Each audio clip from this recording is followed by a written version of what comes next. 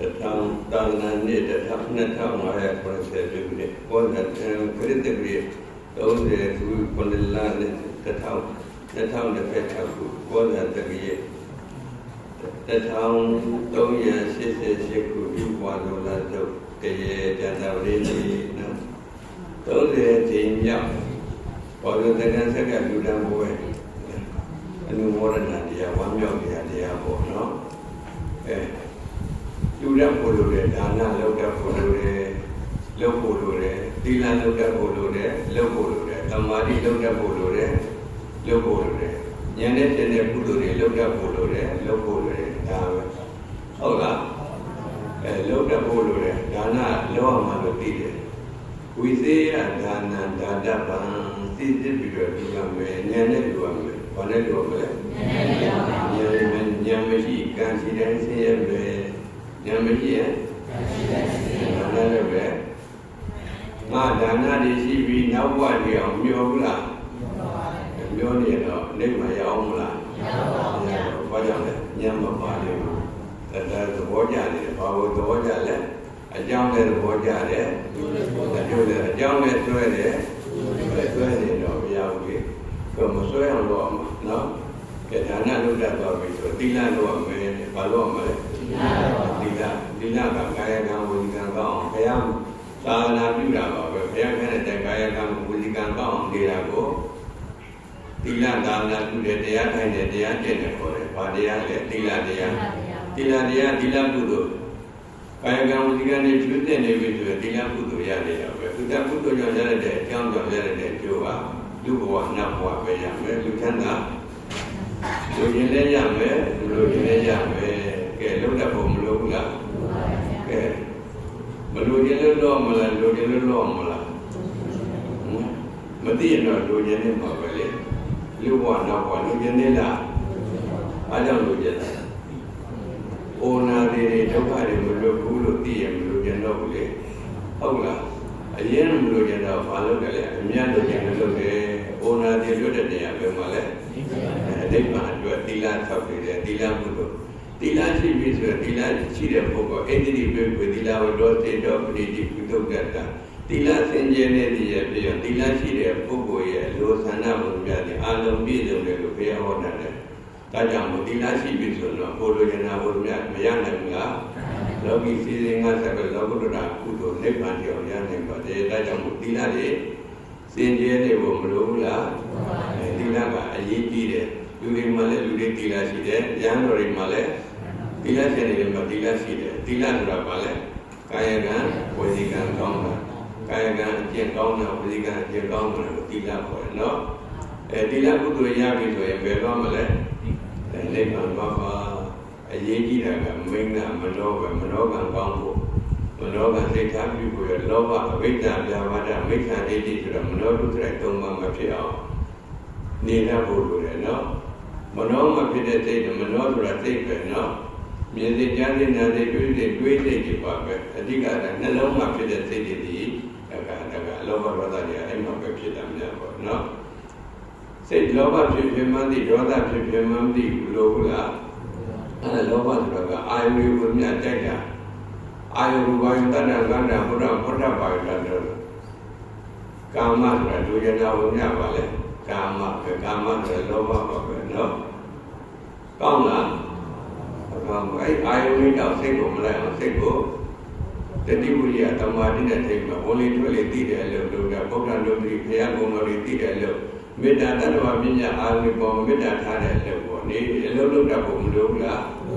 Ada boleh kiam. Menolong kau kiam. Menolong kau nak bahu tu ya. Tamari tu ya. Aku tu mama si benda. Lu canda, nak canda, lemah canda. Ya ni lah. Ya ni tu. Tapi ada lu jual malah, buat canda dia kasih malah, canda saya apa malah, ni mana tu apa, kamari ni apa, no, pinya ni tu apa, jika pinya tu mandi bukan, kan, mata kena tamat di, kan kaya juga, orang mana tiba mulu lah, kau nak dia tu, kau yang, kau nak lu yang, di kan dia di biu dia tu, kan kaya juga, yang dia apa malah.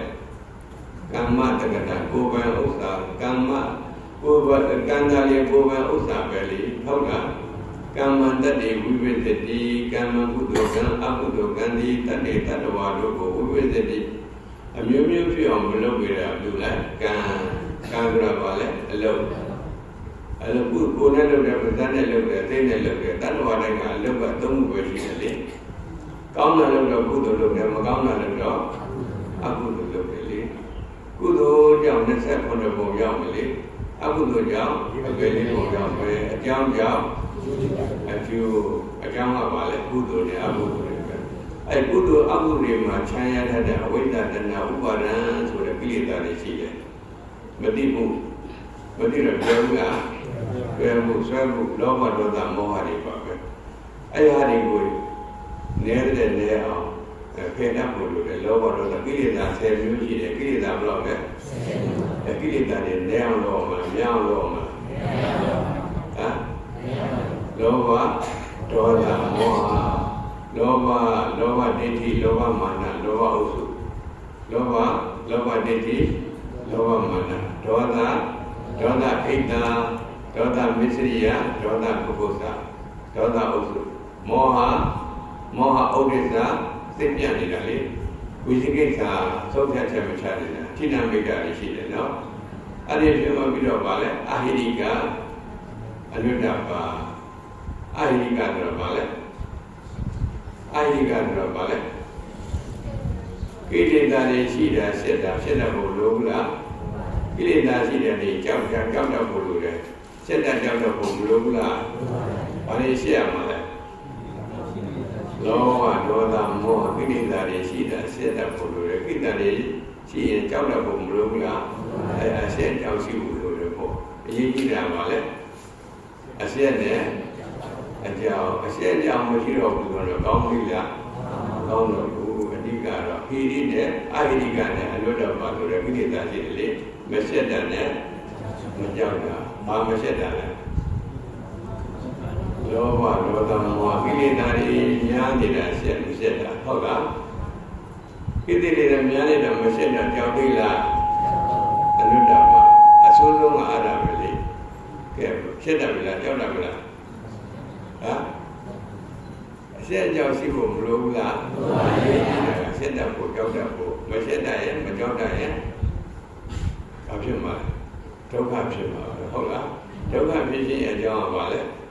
လောဘဒေါသမောဟကိလေသာတွေအကိလေသာတွေနဲ့အောင်တော့မဖယ်မှာတကယ်ငါဖယ်တာနဲ့ကြာဖယ်နဲ့သုံးအပြင်းပြဖယ်နေဒီအောင်သိကြမှာတော့တခဏမှမဖယ်တကယ်မှမဖယ်ဘဲနဲ့ကြာဖယ်လို့ရမလား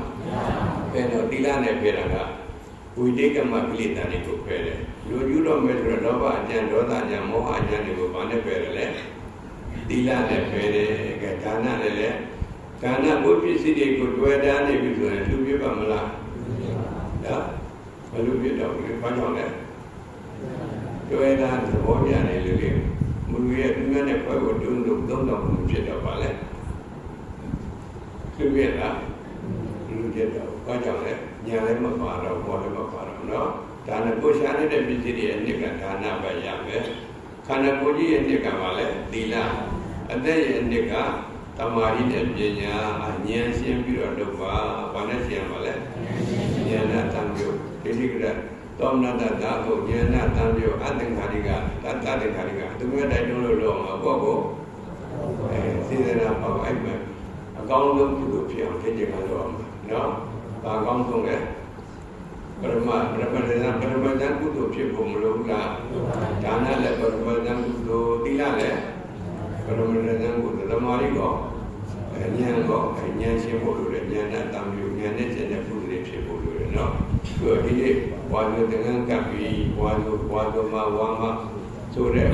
တန်ဃာတော်တို့ကဆွမ်းသင်္ကန်းကြောင်းစေဘုရားခွင့်ပြုရတဲ့ဆွမ်းသင်္ကန်းကြောင်းစေပစ္စည်းလေးပါမပင်ပန်းမရတဲ့တခါလေးကပါလဲထောက်ပံ့တယ်လူပတ်တယ်ပစ္စယဒုက္ခဘာဒုက္ခလဲပစ္စည်းလေးပါနဲ့ထောက်ပံ့တာကိုပါလဲပစ္စယဒုက္ခဓမ္မဒုက္ခတရားနဲ့ထောက်ပံ့တယ်လည်းရှိပါတယ်ကုသိုလ်တွေတရားထိုင်ပြီးတော့ဘုရားကုသိုလ်တာပေါ့နော်ပစ္စယဒုက္ခကုသိုလ်ကိုကြောင်းပြီးတော့ဓမ္မဒုက္ခကုသိုလ်တွေနဲ့ဘုရားသာသနာကိုထောက်ပံ့လို့မရဘူးလားညဉ့်ပဲပေါ်သီလ လာခြင်းတွေညီညွတ်တမာရီခြင်းတွေညီညွတ်ပြုဖို့ပြုဖို့မလိုဘူးလားစီစီရုံရုံနဲ့အုပ်စုလိုက်ဖြစ်နေတယ်မတယောက်တည်းလုံးလို့လည်းမရပါဘူးအများအဖွဲ့အစည်းနဲ့လုပ်တာပဲအဖွဲ့အစည်းနဲ့လုပ်ရင်အဖွဲ့အစည်းနဲ့တန်းနေပဲညီညွတ်ဘယ်လိုလုပ်လို့ဒီသာသနာအတွက်လုပ်တာပဲเนาะဘယ်လိုလုပ်လဲသာသနာတော်မှာပြုလို့သာသနာတော်ဘုရားရဲ့အဆုံးအမတွေမပြောင်းပြဖို့ရတယ်ကုသိုလ်တွေများများရဖို့လုပ်တာအဓိကတော့ဗာလဲကုသိုလ်တွေများများရအောင်လုပ်ကြတာလေအဖွဲ့အစည်းတွေကမလုပ်ကြလဲကုသိုလ်တွေများဖို့ပဲဖွဲ့နေတာတော့လို့လေသာသနာဒုက္ခသာသနာကိုဖြည့်မြောက်ဖို့ရအတွက်ကုသိုလ်တွေနဲ့ဖြည့်မြောက်ဖို့ဗာနဲ့ရုပ်ပြုံးမလဲကုသိုလ်တရားတွေပေါ့သာသနာတွေကိုလက်တွေ့သီလသမာဓိပညာကျင့်တဲ့ကျင့်နေတဲ့ပုဂ္ဂိုလ်ကိုမြတ်စွာဘုရားခွင့်ပြုတဲ့အတိုင်းပါလဲသွမ်းတေကံကြောင်းစေဖြစ်ပစ္စည်းလေးပါးနဲ့ထောက်ပံ့တယ်ဒါတွေက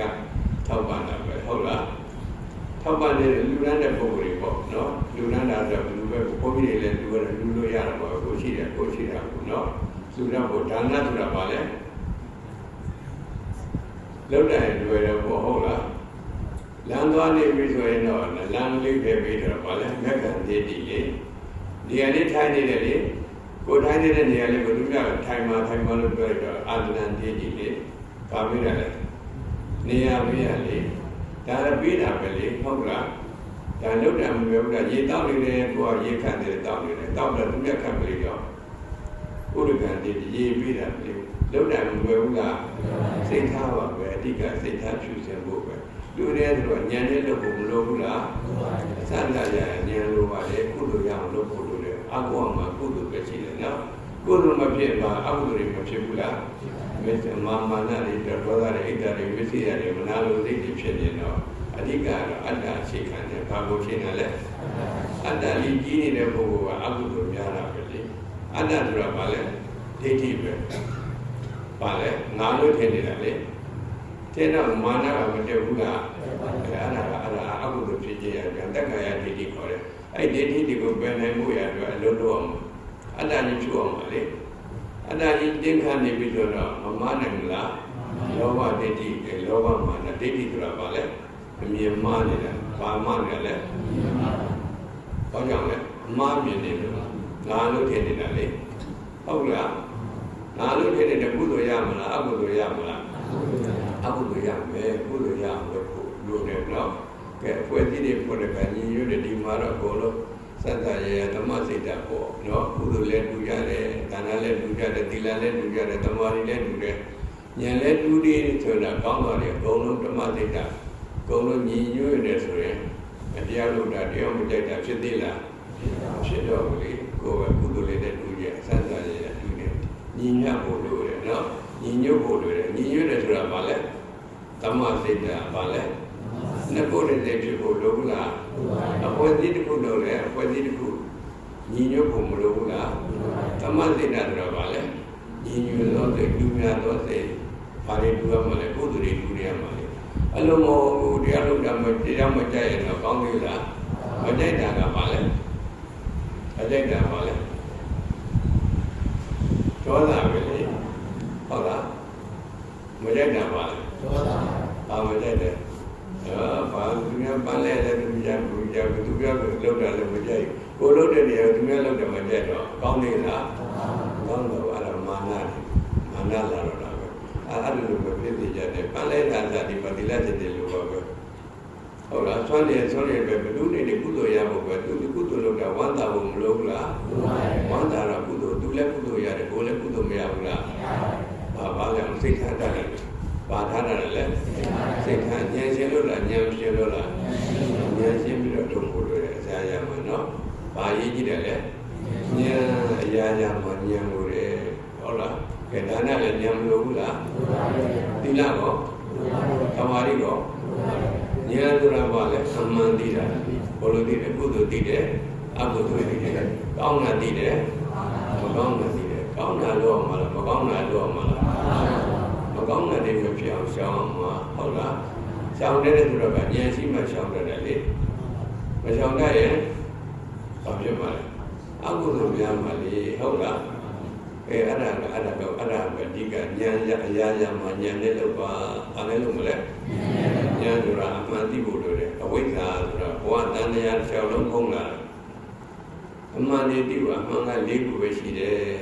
30ဘုံလုံးကဒုက္ခသစ္စာယုံနာပဲရှိတယ်နော်ငါမရှိဘူးရှိလားရှိပါဘာပဲရှိတယ်လဲယုံနာပဲရှိတယ်အဲ့လိုသိအောင်ကြည့်ကြတော့အမှန်ကိုသိရမယ်ရှိတယ်လည်းသိရမယ်မရှိတာလည်းသိရမယ်ဟုတ်လားကဲမရှိတာကိုရှိတယ်တဲ့တော့မဟုတ်လားအဲ့ဒါကြောင့်ဒိဋ္ဌိဆိုတာအမှားမြင်တယ်ခေါ်တယ်ဘာကြောင့်လဲအမြင်မှားနေလို့အမြင်မှားနေလို့အမှားမြင်နေမှာပဲအမှန်မြင်ဖို့မလိုဘူးလားအမှန်ကပါလဲယုံနဲ့နာပဲရှိတယ်ယုံနေသိရမယ်နာနေသိရမယ်ဟုတ်လားယုံနဲ့နာပဲရှိတယ်အကျဉ်းသားမသိဘူးယုံနေသိဖို့ရတဲ့ဓာတ်ကြီးလေးပါရှိပါဓာတ်လေးပါမှမရှိဘဲနဲ့ယုံကိုမသိနိုင်ဘူးဘယ်ဟောတဲ့ယုံဒီအမောကလစီတွေနဲ့အမုံချမှာအမောလေးတွေမှမရှိရင်ရုပ်ကိုမသိနိုင်ဘူး။ဘယ်ရိတ်တာမှရုပ်တွေကိုသင်မပေးဘူး။ဒါလိုကာကနနဲ့သင်ပေးဖို့လိုတယ်နော်။သင်ရသည်ကနေသင်သည်နဲ့သင်ရမှာသင်ပြီးတော့ကြည့်ရမှာကိုယ်ကတုတာပဲ။ဘယ်ဟောတဲ့ရုပ်တွေဒီဘယ်လိုဖြစ်တယ်လဲ။အုပ်စုလိုက်ဖြစ်တယ်။အမုံလေးတွေနဲ့ဒီဆိုင်တယ်အမုံဖြစ်ဖို့မလိုဘူးလား။အမုံဖြစ်ဖို့ရတဲ့သတုဓာတုဘဝတ္တကမ္မထာဆိုတာဖြစ်တယ်။တိုင်းလေးပါရှိရတယ်။တိုင်းလေးပါမှမရှိဘဲနော်။လမ်းသာလမ်းစီမှာအမုံတော့ဓမ္မလေးအနာပါဒကျွေးနာပဲသူ့အများပဲဆိုရင်တော့အမုံလေးလို့သိရင်အမုံလေးဖြစ်သွားတာပဲအဲ့ဒါကြောင့်လမ်းမှန်တော့အမုံကဘလို့မှဖြစ်တိုင်းလေးပါရှိလို့ဖြစ်တဲ့အမုံကဘယ်ချင်းနေတယ်မုံချလို့ရတယ်နော်တိုင်းလေးပါရှိတဲ့ဘုံမလို့လားဟောပြောမှာတော့ဦးတို့သင်ပြီးတော့သင်တဲ့အနေနဲ့ဆက်ပြီးရှုတာအောင်တော့သင်ပြီးတော့ဟုတ်လားအမုံလေးတွေပဲအမုံလေးရှိတယ်အမုံလေးတွေဖြစ်တော့လက်တို့ကောင်းလို့ယောက်ျားမင်းမဆိုတာအမှားမြင်သေးလားအမြင်တော့အဲ့လိုဒိဋ္ဌိခေါ်မှာဒိဋ္ဌိဆိုတာဘာလဲဘာကြောင့်လဲအမြင်မှားတယ်အမြင်မှားအမှားမြင်တယ်မှာပဲအမှန်မြင်ဖို့မလိုဘူးလားအမှန်ကဘာလဲအမုံလေးနဲ့ယုတ်တယ်တွေပဲကလတိတွေအပုံလေးကယုတ်တယ်မဟုတ်ဘူးပြညာတွေပဲနော်အဲ့လိုသိဖို့မလိုဘူးလားကျင့်စဉ်မှမလားမယုတ်ကိုသိတဲ့ဉာဏ်ယူပပရိက္ခဉာဏ်ရဖို့လိုတယ်ယုတ်ကိုသိဖို့အဓိကကရုပ်ကိုဆွဲတာများတာပဲလေရုပ်ကိုဆွဲရလေနာမ်ရုပ်ကိုကငါသိတယ်ငါမြင်တယ်ငါသိတယ်မြင်တယ်ငါမသိတယ်မြင်တယ်ဒါတွေပဲဆွဲတာပဲအမှန်တည်းသိအောင်လေ့ကျင့်ကြတော့အမှန်တည်းမှအမှားပြောင်းပဲအမှားကိုအမှန်လို့ထင်နေတယ်တော့ဒါလို့ဆိုဘူးလားပညာကျင့်တယ်အရေးကြီးတယ်ဘုရားဖို့လို့သိရတာဘုရားမကိုယ်မသိတာကိုဒါကြောင့်ဘုရားပွင့်တဲ့အခါမှာကိုယ်ကလူဘဝအများကြီးအောင်လုပ်မယ်ဟုတ်လားဘာပညာကျင့်တယ်ကျင့်တယ်အောင်လေ့ကျင့်ကြလို့ပါပဲဝိပဿနာဆိုတော့ကမြင်နေကြတယ်သူမြင်နေအောင်လုပ်တာမြင်နေလက်တွေကောင်းတွေခန္ဓာကိုယ်ကြီးကိုမြင်နေတော့ဝိပဿနာဖြစ်ပြီလားမဖြစ်သေးဘူးဒါကြောင့်ဝိပဿနာဆိုတော့မြင်နေကြတယ်သူမြင်နေအောင်ယုတ်ဉာဏ်တွေသိနေအောင်လုပ်အောင်နော်ဖောက်ပြန်တာကယုတ်သိတာကနာဟုတ်တော့ဟုတ်တယ်လိုရင်းမပြောင်းဘူးဘာယုတ်ကဖောက်ပြန်တယ်ယုတ်ကိုမသိတော့ဖောက်ပြန်တာသိလားဖောက်ပြန်တယ်ဖြစ်ပြီးတော့ပြောင်းသွားတာကိုပါလေအိဋ္ဌာလေအမုံတိုင်းမှာရှိတယ်အမုံကြပြီဆိုအမုံတိုင်းမှာဓာတ်လေးပါးမြရှုတာပြီဆိုရင်မဟာဘူရယုတ်ဓာတ်လေးပါးကိုရှုတာတာပြီရှုတာသွားပြီဆိုရင်ရှုတယ်ဆိုတော့သိအောင်လုပ်ကြလေရှုတယ်ဆိုတော့ဗာလဲသိရပါဘူးအဲ့လိုသိရင်မကောင်းဘူးလားအဲ့လိုသိရင်ထပ်ထပ်ပေါ်လို့ရတယ်လေအဲ့ကြဒိဋ္ဌိကသေးလားအမှားမြင်သေးလားအားကြောင့်လေအယုတ်ကိုသိတော့ယုတ်ကိုအမှားမြင်တော့နော်အဲ့ဒါအကျင့်တယ်မှန်းနေဖို့ကျင့်တယ်မှားလည်းမရဘူးသီလဝတ္တပရမာသဆိုတာဖြစ်တယ်မှားတော့အကျင့်နဲ့မှန်တော့အကျင့်ဒိဋ္ဌိနဲ့ဝိသိကိစ္စသာဝတ္တတတနာတမ္ပရာယတရားလူတ္တမှာသီတာဘောဓိတက္ကယဒိဋ္ဌိဝိသိကိစ္စတဲ့သီလဝတ္တပရမာသဘောနဲ့ယရတိကိစ္စပဲသောရပန်ဖြစ်ခြင်းတဲ့ပုဂ္ဂိုလ်ကဘာလို့မှလဲဒိဋ္ဌိဝိတက္ကယဒိဋ္ဌိဆိုတာခန္ဓာကိုယ်ငါကိုယ်လို့ထင်နေတာလေမထင်ဘူးလားအဲ့ဒါပညာကျင့်တဲ့ကျင့်တတ်ဖို့အဲ့ဒါဒီနေ့ဘဝတော့သင်္นานသိပြမယ်တော့အဲ့ဒါနဲ့တော့ကောင်းတော့ပေါ့လေခေါ်ရောင်းမရဖြစ်တယ်များပါလေရောင်းမတော့သိလားဟာရောင်းမတော့ပါလေဘောကဘာလို့ကျုပ်ခိုင်းတယ်လဲဆိုတော့သိတော့မသိတော့ပြောတော့ပဇာကြီးဟာမနေဘူးလားမအောင်ဘယ်လိုလုပ်မလဲဒီကတော့သင်္นานတော့ပြောလို့တုဒ္ဒပြောင်းနော်ပရဒောဘောတာတုဒ္ဒမယပညာတုဒ္ဒအကြတော့သင်သိတယ်ကြားဖို့တော့မလိုဘူးလားကဲဘုရားဟောတဲ့ရုပ်ကိုသိရမယ်နော်ရုပ်ကိုသိရင်ဘာလို့မှလဲဓာတ်လေးပါရှိအောင်ပဲသတ္တုဓာတ်ဘဝဝဋ္ဌကမ္မထံအ လုံးလို့မှာပဲဘာလို့မှာလဲသတ္တုက၄ခုတတ္တုကဓာတ်ဝဝဌာနကပန်းချမှတ်သားတဲ့အလုံးကဲပထဝီဆိုတာကမြေကြီးသဘောမြေကိုဟောတယ်ပထဝီဆိုတာဘာလဲမြေကြီးရဲ့သဘောကဘာလဲမာတယ်ခက်ခက်လလက္ခဏာခက်ထန်ကြမ်းတမ်းတဲ့သဘောရှိတယ်ဟုတ်လားအာဘောကဘာလဲယူစည်းတဲ့သဘောရေကိုအာဘောကရေကိုဟောတယ်ရေကယူစည်းတဲ့သဘောဟုတ်လားတေရောကမိကိုဟောတယ်မိကဘာလဲပူတဲ့သဘောဝါယောကလေကိုဟောတယ်လေကဘာလဲလှုပ်တယ်လို့လည်းသဘောအဲ့သဘောလေးတွေအပြင်မှာရှိတယ်ခန္ဓာကိုယ်ထဲမှာရှိတယ်ရှိတာသိတော့မှန်တယ်မရှိတာသိတော့မှားတယ်လက်တွေကောင်းတွေကပရမတ္ထအပြင်မရှိဘူးပညာအပြင်ရှိတယ်နော်ဉာဏ်တွေကထက်ဖို့လိုတယ်နော်ပရမတ်နဲ့ပညာကိုရမှာပရမတ်နဲ့ဟုတ်လားသစ္စာကသမုဒိသစ္စာနဲ့ပရမတ္ထသစ္စာကိုကိုရတော့သစ္စာဆိုတာဘာလဲအမှန်သမုဒိသစ္စာလူတွေခေါ်တာပြရတာလို့လူတွေအမေဖေးယောက်ျားမင်းမဆိုတာရှိတယ်သမုဒိသစ္စာအပြင်ရှိတယ်ပညာအပြင်ရှိတယ်ဟုတ်လားပရမတ္ထအပြင်ရှိလားရှိပါပရမတ်ကိုမြင်အောင်ကြည့်ရမှာပရမတ္ထတရား၄ပါးရှိတယ်စိတ်စေတသိက်ရုပ်နိဗ္ဗာန်နိဗ္ဗာန်လူကျင်တဲ့ပုဂ္ဂိုလ်ကပရမတ်ကိုမြင်အောင်ကြည့်ရမှာနော်စိတ်ရဲ့စေတသိက်ရဲ့ရုပ်ရဲ့နိဗ္ဗာန်ပရမတ်ကိုလူကျင်တဲ့ပုဂ္ဂိုလ်ကစိတ်စေတသိက်ရုပ်ကြီးကိုသင်သိကျင့်သိနေတဲ့သင်လည်းသင်ရမယ်ကျင့်လည်းကျင့်ရမယ်အဲ့ဒါကိုထပ်ကတာအရဒုက္ခသစ္စာထိုက်တဲ့တရားတွေပဲဘာသစ္စာလဲအဲ့လိုသိအောင်တော့ဒါကအကျဉ်းစားပဲလေတရားနာရဲဆိုတော့သိအောင်လို့နာတာနော်သုဒ္ဓမယမှာဘာမယမှာလဲပရဏောဘောတာသုဒ္ဓမယဉာဏ်သုဒ္ဓမယသုဒ္ဓရပြီဆိုရင်သိန္ဒမယဉာဏ်တွေးဖို့မရဘူးလားသုဒ္ဓမှမရှိပါအကြာမှမရှိပဲနဲ့ဘောသိန္ဒတွေးလို့ရလားမရပါဘူး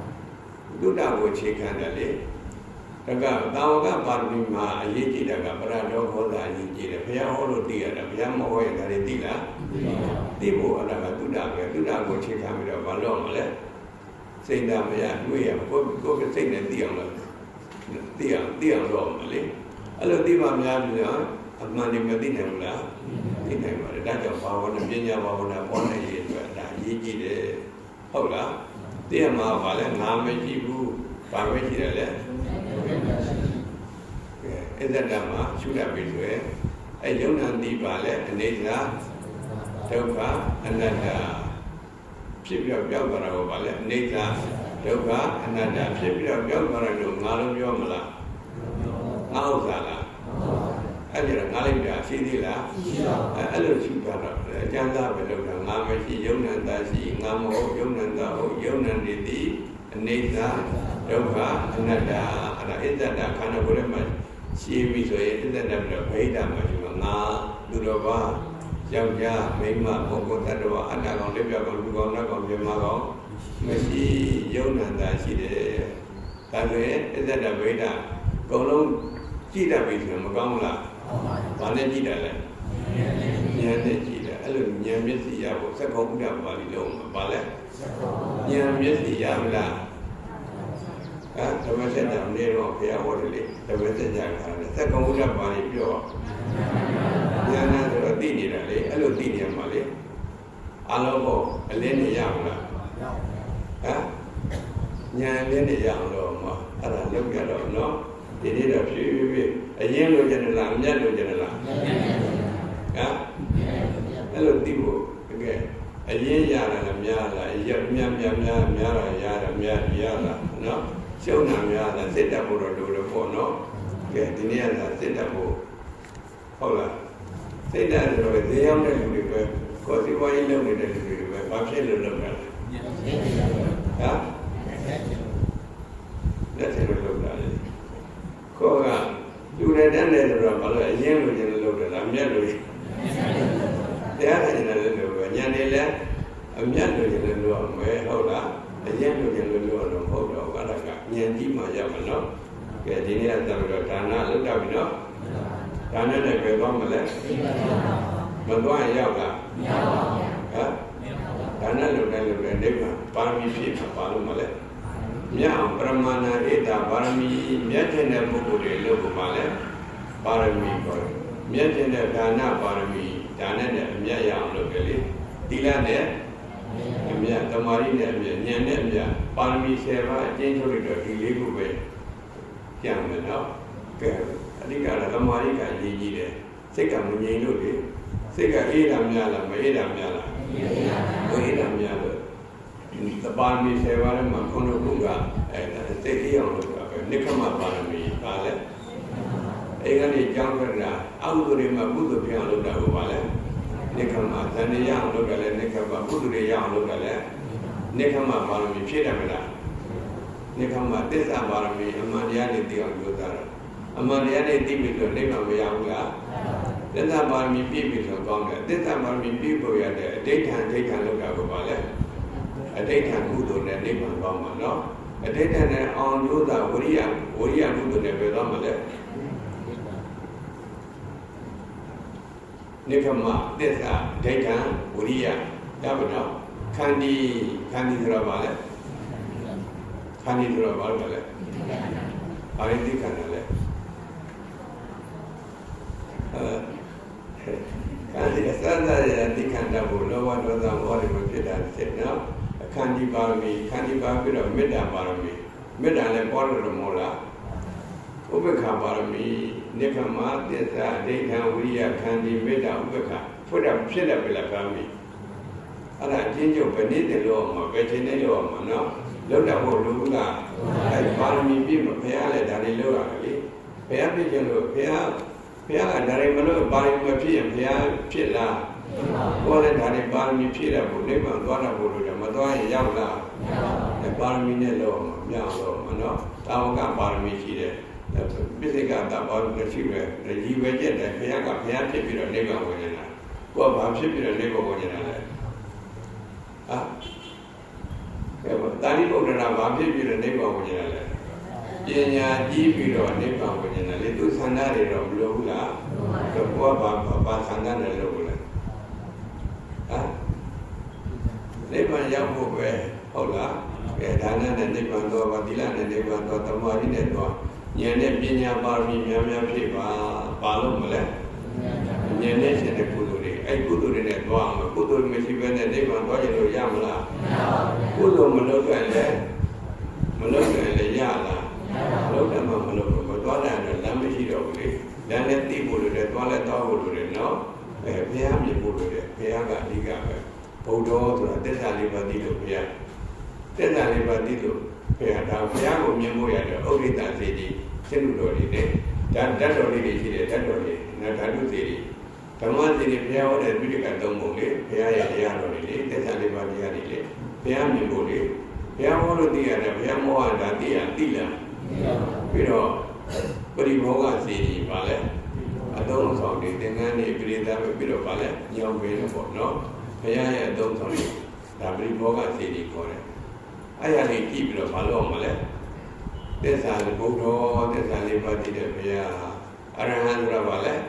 လောဘဒေါသကိလေသာကင်းနေတဲ့ဘုရားသိမြင်အောင်ကြည့်တတ်ပြီလားဘုရားမြင်ပြီလားဘုရားမြင်တရားမြင်ဘုရားသိရဲ့ဘုရားတရားသိတော့နိဗ္ဗာန်နဲ့မနိနိုင်ဘူးလား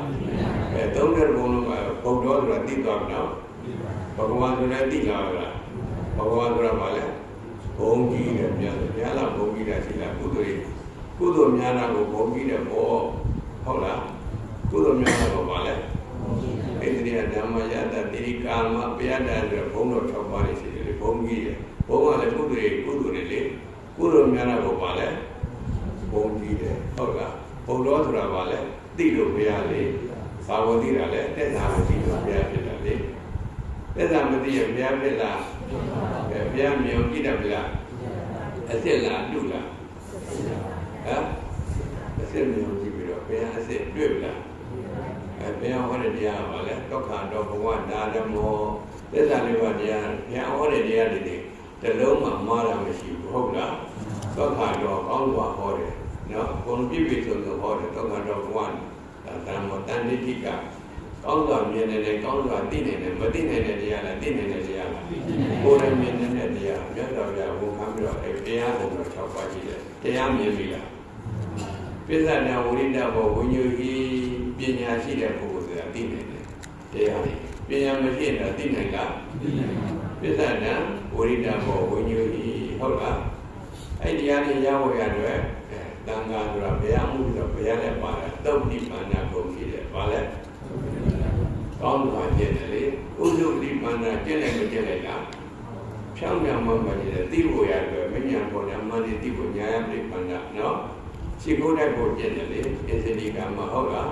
အဲ့ဒီအကြောင်းပုံနဲ့ပြည့်စုံတော့အာဟုနေယကိုပါဝနေယကိုရှိတယ်ယခိနေယကိုရှိတယ်နောက်ဘဝအတွက်ယူတန်းတဲ့ပုံရေးသေးဖြစ်အာဟုနေယပါဝတခိနေယအစ္စရိကရဏီယောရှိခိုးတိုက်တယ်ပုံညာဖြစ်တာကုသိုလ်ကောင်းမှုတွေရဲ့လေယာမြေကောင်းတဲ့လူတွေဟုတ်လားတန်ခါဆိုတာတန်ခါဆိုတာဘယ်အမှုဒီတော့တန်ခါဒီနေ့မှာတော့ဝါဇုသင်္ကန်းကလည်းတန်ခိကသင်္ကန်းပါပဲနော်ဝါဆိုတဲ့ကျောင်းတိုင်းမှာရှိတဲ့တန်ခါတော်တို့ကဝါဇုသင်္ကန်းတွေကျူတန်းတယ်ဝါဇုသင်္ကန်းကျူတန်းပွဲမှာကဲဓမ္မဒါနကထာဒါနနဲ့သက်သက်တရားသိတော့သီလကထာတက္ကကထာဒီဒါနသီလတွေရအောင်ဘယ်ရအောင်လဲနတ်ပြည်ရောက်ကြမှာလေနတ်ပြည်နဲ့လူဘဝရမှာလေဟုတ်လားတက္ကကထာမက္ကကထာမက္ကဆိုကိလေသာတဏ္ဍာကိုမဲ့လေကိလေသာတွေမတတ်ချုံလားကဲဟိရိကိလေသာနဲ့အာဟိရိကနဲ့အာလုဒ္ဓပကိလေသာတဏ္ဍာလေ့ကျင့်လို့ကဲဆက်တအောင်ကြောက်တအောင်လေ့ကျင့်လို့ကဲဘာဆက်ရမှာလဲဟာကိလေသာဟာဆက်တအောင်လို့ဆက်တော့ပြီလားအားဆက်ရမှာလဲလောဘဒေါသမောဟတွေကျင်းတယ်ကာယကံမကောင်းမှရှင်းရမှာဝိသိကံမကောင်းမှစိတ်ထားမကောင်းမှရှင်းရမှာဆက်တတ်ပြီလားဆက်တတ်ရင်ကြောက်တာလားမဆက်တတ်ရင်မကြောက်တော့ဘူးအဲ့ဒါလောကပါလူတွေစောင့်ရှောက်တဲ့တရားကဟိရိနဲ့အာဟိရိကနဲ့အလွတ်တပါမဖြစ်ဖို့ပဲဟုတ်လားဟိရိဝတ္တပါဖြစ်ဖို့လုပ်ကိုရနော်ရပြီနော်အချက်ကတော့အဲ့ဒါပဲလေဆက်တတ်ပြီကြောက်တတ်ပြီဆိုတော့လမ်းမှရတော့ပြီမဆက်တတ်ရင်မကြောက်တတ်ရင်တော့လမ်းမှမရဘူးဟုတ်လားဆက်တတ်ဖို့အာဟိရိကဆိုတာဘာလဲမဆက်တတ်ဘာလို့မဆက်တတ်လဲလောဘဒေါသမောဟတွေကိလေသာလောဘကာယကံဝိကံမကောင်းတဲ့ရှင်းမဆက်တတ်လေကိလေသာတွေများတာဆက်တတ်မဆက်တတ်လေဆက်တတ်ပြီလားဆက်တတ်တော့ကောင်းတော့ပြီကြောက်တတ်ပြီလားကြောက်တယ်ကောင်းပြီအဲ့ဒါနဲ့ပြည့်စုံလို့အာဟိရိကအနုတ္တမကိုဟိရိဥဒ္ဒပါရိယနဲ့ပြည့်စုံပြီးလို့ဆိုရင်တော့လောဘဒေါသတွေနည်းပြီးတော့မောဟတွေနည်းပြီးတော့အိဗံကိုမြင်နေတဲ့ပုံအိဗံဆိုတာဘာလဲလောဘဒေါသတွေကင်းတဲ့နေရာနိဗ္ဗာန်တဲ့သံဃာဆိုပြဟောတယ်လေဘာလဲသာလောပရိနိတကောမုတ်တိအနာလယောဟုတ်လားအဲလောဘဒေါသတွေကင်းတဲ့နေရာကိုနိဗ္ဗာန်ခေါ်တယ်နော်သာလောပရိနိတကောမုတ်တိအနာလယောအဲ့ဒီတွေရှိသေးလားအဲ့နိဗ္ဗာန်ကောင်းအဲ့နိဗ္ဗာန်ရောက်ရတဲ့နိဗ္ဗာန်ရဲ့ပရိယေတွေကဘာလဲတဏ္ဍာရီဘောတဏှာယအပိတဝိဒကနိရောဓတဏှာရီအလောလောဘဒေါသတွေအကျွတ်ကြံမရှိကုန်တဲ့နေရာပါလေဒီလိုပါအပိတဝိဒကနိရောဓသာကောအဲ့ဒါတွေကိုဆွတ်လို့တယ်ပရိနိတကောထပ်ပြီးဆွတ်နေပေါ့နော်မုတ်တိလွတ်သွားပြီလေကိလေသာတွေမှလွတ်တာပါလေ